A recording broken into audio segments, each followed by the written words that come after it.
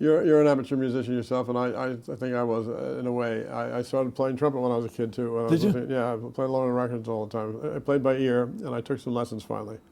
I rented a trumpet from a little store in Ridgewood, New Jersey, and I played by ear, and I realized what an impossible thing it was to play that instrument without taking lessons. So I finally took lessons, and the guy said, "You can play all these tunes, but you can't read music. Why don't you read the notes?" I said, "I can't."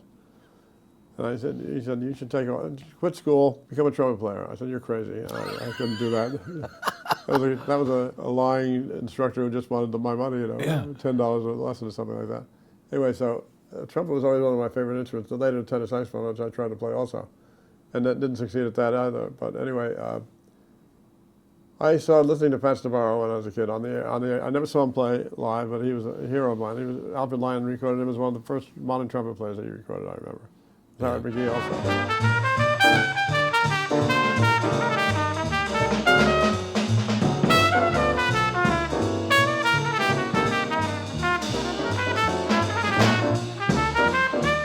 Not only his imagination, but the cleanliness of his lines. His solos seemed to be very perfect. It seemed Yeah.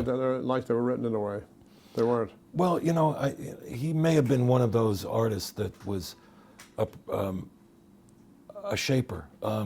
When you're doing a record, there's some musicians just start from ground zero with each take and do a completely different solo. But there's other guys who remember what they liked about the solo in the previous take. Takes, he varies them a little bit, but they stay pretty much the same. Yeah, exactly. And that's But what he I call was someone. he was an amazing player. And you hear him on the Royal Roost sessions that we did on Columbia Records, from radio broadcasts and so on. Played incredibly, even when he was not well. He died young. He was a big influence on Clifford Brown, who was my favorite trumpet player. Yeah. But how did Miles Davis make records on Blue Note when he was signed to Prestige? That's a strange thing for me. Don't know what the legalities of it were. It was 1950, right? Or 1949, something like that? No, it was like 52, 53, 54, when he was deep into Prestige. Yeah, he was on Prestige for a few records. And he somehow got permission to record side Well, he just projects. did it, knowing Miles. He probably just did what he wanted to do. He could have just done it and then let Weinstock and Alfred Lyon deal with it later. I don't know. But I'm glad he did, because there's some of my favorite records. Wonderful records, yeah.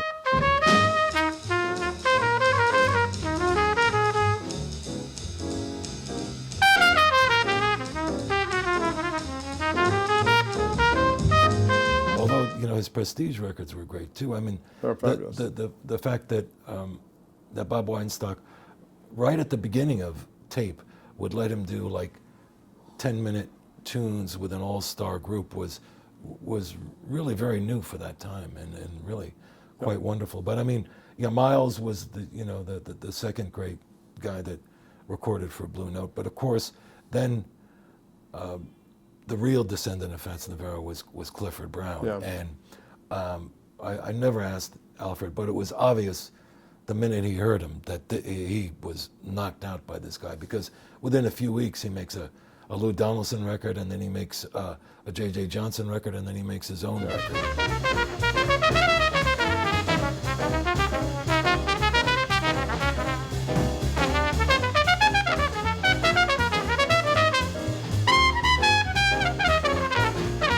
I went to see him many times when I was a kid. I saw him maybe 5 or 6 times anyway. And we'd go to Philadelphia in the middle of classes, at Bucknell.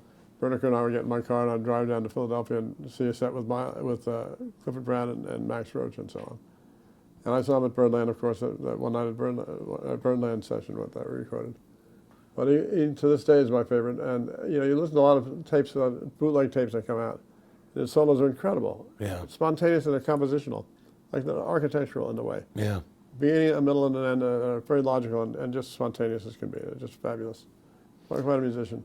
And of course the next guy that Alfred signed was Lee Morgan. And when we started doing CD reissues of everything, I went back to the earliest records that Lee made for Blue Note, Volume 1, Volume 2, Volume 3, I think, in very imaginative titles. Somehow it just dawned on me that this guy, by looking at the pictures especially, that this was like a 17, 18-year-old kid. A kid. And when you listen to the music coming out of that trumpet, it is so mature, so so He precise. also had that Philadelphia street sound too. You know, he had that Yeah. funky Yeah, he had approach to play. yeah, I mean, Bending notes and he was sparing cocky, and it came through in his playing Yeah. too.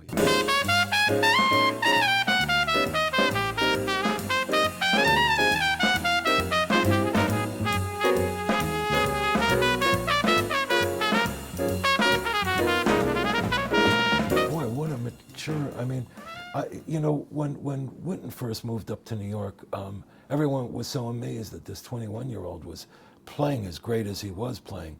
But when you think back to the 50s, these guys were just coming out on the scene at Clifford was a 18, teenager, fully too. realized. I Yeah. know, yeah.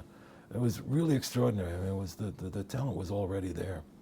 And, you know, I mean, I think Alfred kept going, too, because with the next truly great trumpet player was Freddie Hubbard, who was very different than Lee. He had, you know, a very big open sound and a very less diatonic way of playing, but was no less original. And when you look at discographies and how and when he arrived in New York from Indianapolis, Alfred Lion grabbed him up pretty quickly. He did. So he was either he or Art Blakey or I Quebec were scouting talent at a prodigious rate. There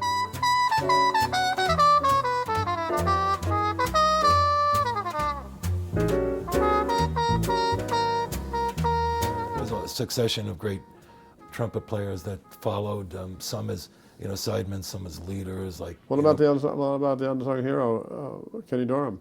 Oh, KD, the uncrowned king, as Art Blakey called him. He was a great player.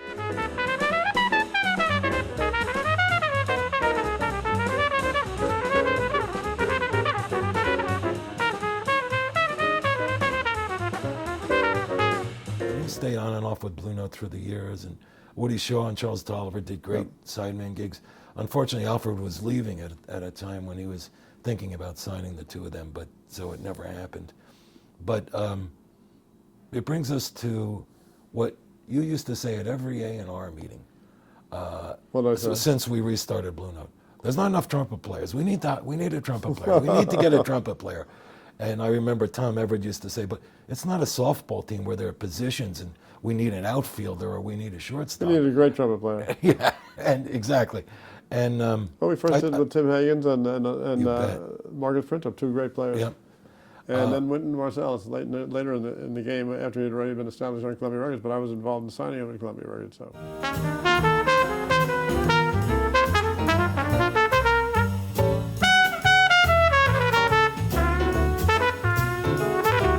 There's one young guy that you signed just last year, who, when you dragged me down to see him, this guy owns my heart, man. This kid is so wonderful. I couldn't believe it, man.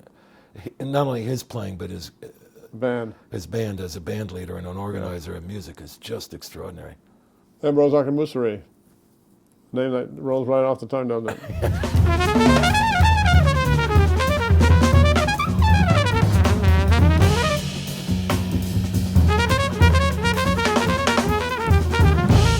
Local in California. And his father was from Nigeria, and thus the name Museri, which is very phonetic, but you have to practice it a bit before you can say it correctly. I think I got it right this time, I'm not sure. Anyway, I think he's an unbelievable player. He's got a sound that's completely his own. 2007, he won the Monk competition. We saw him in New York. We all went down, all the guys at the Blue Note staff. Jim Korsman and Eli Wolf, myself, and I think you were there too, right, Michael? And Zach Harkevel as well. And we all went down and we said, he's good, but not really ready to make a record, that's for sure. Didn't impress us that much. But he could play, and a couple of years later, we heard him again, and oh my God.